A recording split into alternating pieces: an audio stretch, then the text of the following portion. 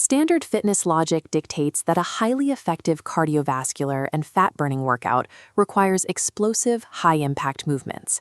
To see this in action, just look at the peak of a plyometric jump squat, where the athlete aggressively launches their weight off the floor. However, these movements introduce significant joint stress and require extended recovery periods. For many, the physical toll is simply too high, or the noise makes explosive exercises impossible to perform in a shared living space. This has led to the massive statistical popularity of no-jumping home workouts. These routines eliminate explosive movements entirely, keeping at least one foot on the ground at all times. This raises a difficult yet fundamental biomechanical question. A body with one foot glued to the floor shouldn't produce the same heart rate spikes and sweat response as one launching into the air. Zero-impact exercise provides intensity through a distinct biomechanical mechanism for overloading the body.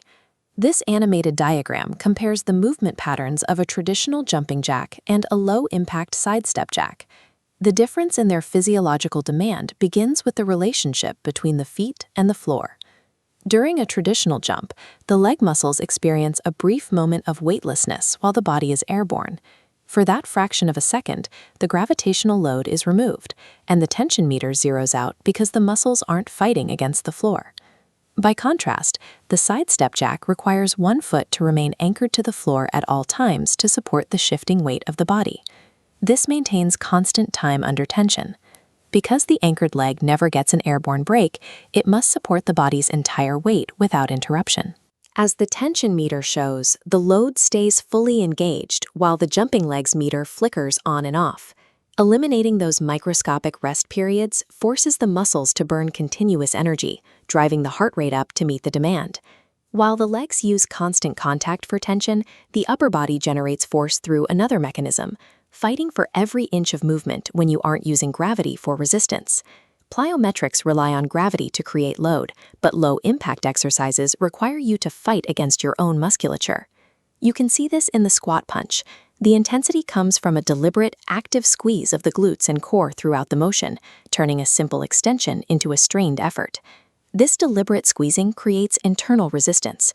As shown in this cross-section of muscle fiber, opposing muscle groups are forced to fight each other. This recruits a high density of firing fibers without the need for external weights.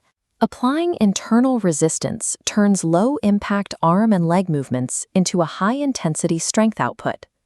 To compensate for a lack of explosive calorie burning, low-impact workouts target the body's largest metabolic engines, specifically the gluteus muscles, the massive quadriceps, and the central core. Movements like sumo squat pulses and inverted plank holds force the body into low, stabilizing stances. These positions require constant micro-adjustments to maintain balance. This circulatory map illustrates the result of those deep stances.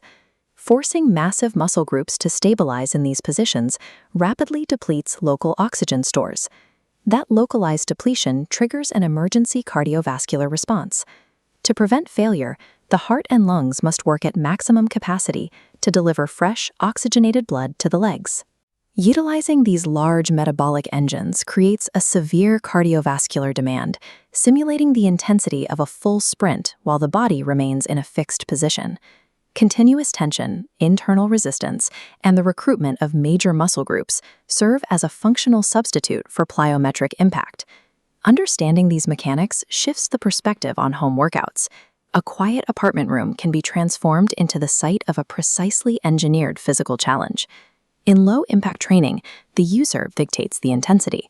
The difficulty is determined by how hard you choose to squeeze and engage, rather than relying on momentum to carry you through the rep. Mastering the unseen biomechanics beneath the surface makes physical impact just one of many variables available to drive progress.